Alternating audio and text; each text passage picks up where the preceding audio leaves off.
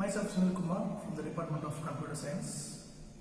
Today we are going to discuss here the basics of the computer system.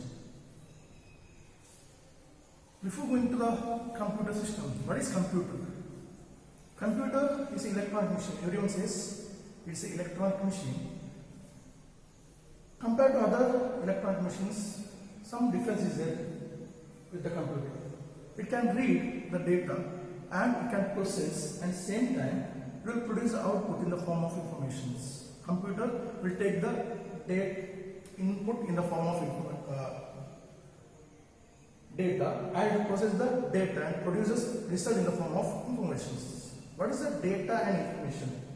Data is a collection of unprocessed items which includes text, numbers, images, audio and video.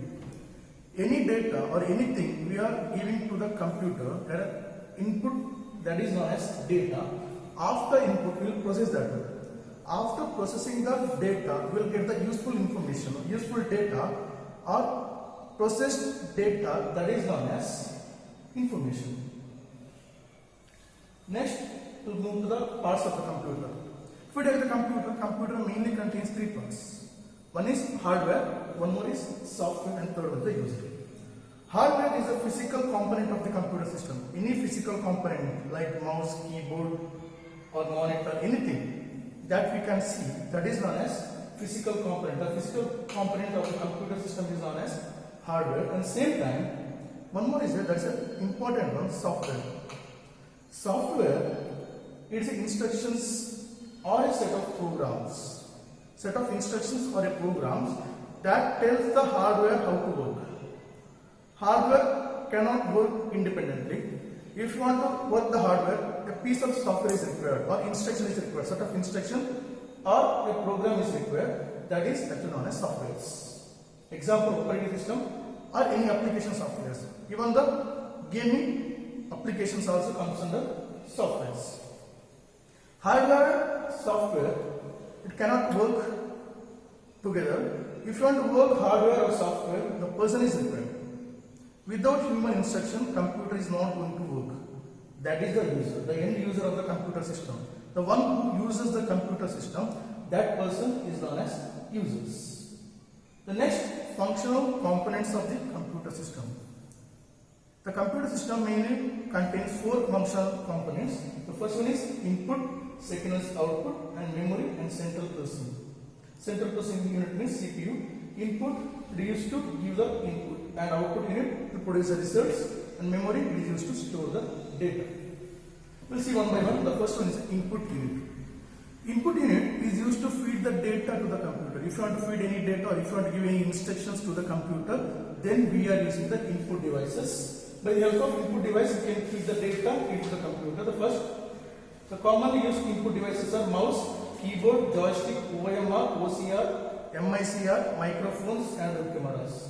The mouse, it is a pointing device that is used to point the data in a monitor, and same time keyboard is used to feed the data while typing and in other operations. Joystick is the device that is used for gaming purposes. This is a joystick. And next one is OMR. The one important is OMR. It is an optical mark reader or optical mark recognition. That optical mark recognition is used to correct the OMR sheets. If you want to correct the OMR sheets, then we are using the OMR. The next one is the OCR. OCR is optical character reader or optical character recognition, and that is used to convert image into text format. If you take the picture of any text, that will be in the form of JPG or image format, and if you want to convert that JPG or image format into text format, then we are using OCR. The next one is MICR. MICR means magnetic ink character recognition. Magnetic ink character recognition, that is used to read the bank checks. If you want to use the MICR, special ink is required. Magnetic ink is required. By using the magnetic ink, we can write the MICR codes, and that can be read by the MICR machines. Then microphones, as you know, web cameras. Next, barcode reader, like that, many input devices are there. Next, we move to the output device. Output device is mainly used to give the result to the users. Output device is mainly used to give the result to the users in the form of audio, video, image or text. Here, if you use output device, you can give the audio format also possible, video format and images and other many format also possible. Some commonly used output devices are printers. The main thing is monitors and printers, and same time speakers, projectors and headphones. Printers are the device that is used to produce hard copy. Hard copy means whenever data is present on the paper, there are two types of, there is hard copy and soft copy. Whenever data is present in the paper, then that is known as hard copy. Whenever data is present or data is stored in memory, that is known as soft copy. Mainly, printer is hard copy device that is used to give the result in the form of hard copies or papers. You can take the printout from the system. And same time monitors. Monitor is a device that is used to produce the soft copy.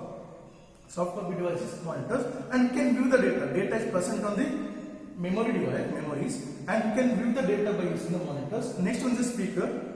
Speaker is used to produce give the result in the form of audios, and projectors and monitors are audio. Speakers is used to produce the result in the form of audio, and monitors and projectors in the form of video and images. Next also headphones is also in the form of audio. The next one is memory devices or memory unit. The memory unit is used to store the data in a computer. Inside the computer, if you want to store the data, we are using a memory device. As you know, like byte, kilobyte, megabyte, like that we can store the data. The memory is mainly divided into two types. One is primary memory and second one is secondary memory. Memory is mainly divided into primary and secondary. The primary memory is temporary in nature. Example is RAM and ROM. As you know, RAM is a random access memory. ROM means read-only memory. Random access memory and read-only memory. RAM is a device that is store the data temporarily. Whenever power goes off, the data stored in primary memory it will be deleted. The next one is secondary storage device. Secondary storage device examples: it store the data. It store the data permanent in nature. Data will be stored permanently. And example hard disk, CD, DVD, etc. The memory is mainly divided into two types. It's a primary memory and secondary memory. Primary is temporary in nature and secondary permanent in nature. And the size of the memory compared to the primary and secondary memory has more size compared to primary memories. Primary memory have less size, secondary memory have more size. Example hard disk, this one is a hard disk, RAM, ROM, CD, same time floppy is there, memory card, pen drive and older version of tapes. These all are comes under primary and secondary, meaning primary, RAM and ROM. RAM means random access memory, ROM means read-only memory. Next hard disk, CD. CD means compact disk, or next digital video disk, DVD, digital video disk. These are the example for memory units. The next one is important one is a central processing unit. Central processing unit or CPU. Central processing unit, CPU, or is also known as processors. This unit reads and executes the program instructions. By using the input device, you can feed the data or you can give the instruction to the computer. Output device or output unit will produce the output, and same time memory will store the data. In between this one, memory will store the data, and same here, central processing unit or CPU, it will read the instruction given by the input devices and it will process the instruction. Which instruction is given, it will process the particular instruction and it will produce output. Output will be sent to the output unit.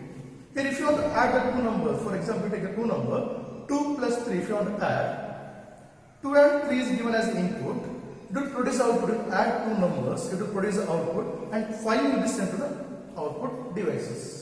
This is a working of central processing unit, and all the major operations, whichever operation you are performing in a computer system, all the major operations are performed in central processing unit or CPU. The CPU mainly contains two parts. CPU mainly contains two parts, one is ALU and next one is CU. ALU means arithmetic and logical unit, CU means control unit. Arithmetic and logical unit, it performs all the arithmetic and logical operations. All the arithmetic and logical operations are performed in ALU, and control unit, it will control the overall operation of the computer If you want to control the overall operations, all the operations are controlled by control unit, mainly two parts, ALU and CU. This is the main part of the computer system. Next, we will see the block diagram of the computer system. This is a block diagram. Here, this is the input unit, then this one is output. This is central processing unit or CPU. Next one is storage unit. Storage unit means it's a memory unit. Input unit, you can see data will be given as an input. That will be connected to storage because we can store that. First, you have to store the data in primary storage. So, input unit, by using input unit, we can feed the data into the storage or computer. That will be stored in primary storage. Then, data is going to arithmetic and logical operations. If you are performing any arithmetic and logical operation, data next is moving to the arithmetic and logical unit or CPU. Here, data is performed or it will perform the instructions.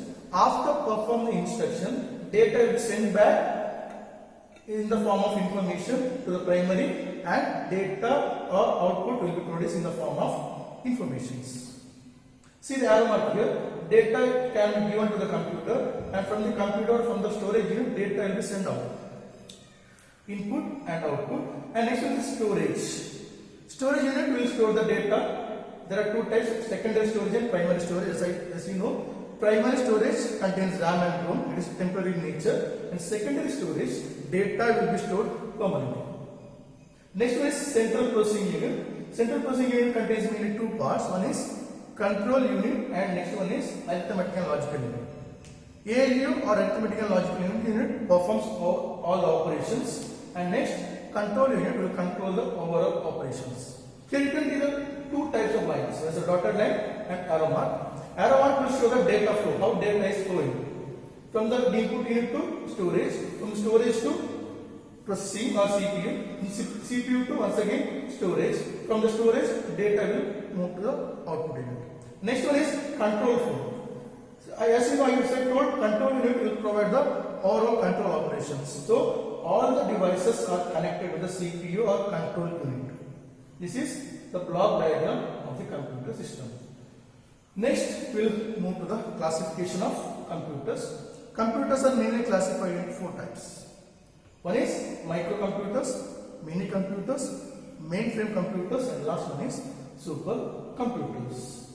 First, we will move to the microcomputers. Microcomputers are known as personal computer or desktop computers. Normally, we will use in a home or in office. That type of computers are known as personal computers or microcomputers.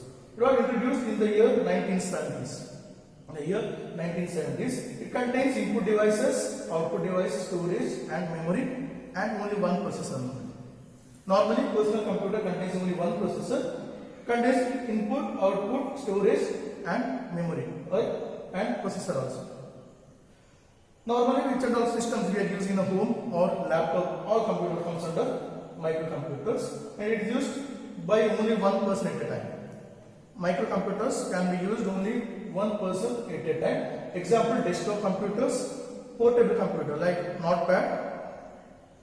All the computers are known as microcomputers. Next one is mini computers. Mini computers larger than the personal computers or microcomputers. It was introduced in the year 1960s. It was introduced in the year 1960s. It generally consists of two or more processors. The difference between the personal computer or microcomputer and mini computer is main thing the processor. The number of processor is only one in case of microcomputer. It is two or more in case of mini computers. Mini computer contains two or more processors. Processor means it's a CPU and can serve up to 4,000 connected users simultaneously. This is one more feature of mini computer. In microcomputer, only one person can use at a time, but here more than 4,000 users are connected at the same time. Same time, 4,000 users can use. That is the advantage of mini computers. The next one is mainframe computers. What is the servers? Mainframe computers large and more powerful than the mini computers. It's large and more powerful than the mini computer. It was introduced in the year 1975. It consists of multiple processors. Only two. If the number of processors is more and storage capacity is more, then it comes under mainframe computers, and the multiple processors are used. And same time, it can serve up to 50,000 users. The difference between the mini and mainframe is mini computers can serve only up to 4,000 users at a time, but here it can serve up to 50,000 users simultaneously. This is the main difference between the mainframe and mini computers. And last one is important one, that is the supercomputers. Supercomputers are biggest in size and the most expensive in price than other computers. It's the biggest in size and expensive. It is introduced in the year 1980s. 1980s, the computers are introduced. It mainly used for weather forecasting, animations or graphics, weapon and missile design, nuclear energy research, etc. These are the advantages of the supercomputers. The next one, the applications of the computer system. The computer system mainly used in many places. One is schools and colleges.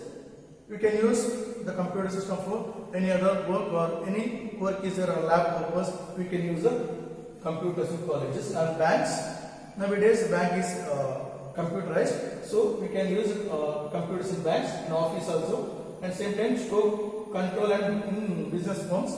If you want to control the stock management in a business firm, we are using the computers. And research and developments, when you are going to research or development, we are using computers. And government office, satellite communication, CAD and CAM. CAD means computer aided designing, and CAM means computer aided manufacturing. CAD and CAM. By using the robotics, we are designing the products. If you want to design the products by using the computers, we are using CAD and CAM. In this case also computers are used. And in hospitals and while traveling, navigation purpose and all, we are using the computer. These are the some applications. Not only these applications, there are many applications are there. You can also use in publications or any other operations. If you use only for gaming purpose also, that is also one application. These are the basics of computer system. Here we covered the basics. What is computer and data and information. What is data and what is information. Next, the block diagram or functional units of a computer system mainly contains 4 functional units: input, output, memory and CPU. There are mainly 4 functional units. And next, after that, types of computer system or classification of computer system. The computer system classified into mainly 4 types: microcomputers, mini computers, mainframe computers and supercomputers. There are the mainly 4 types of computers. Then advantages. So I will wind up the today's class.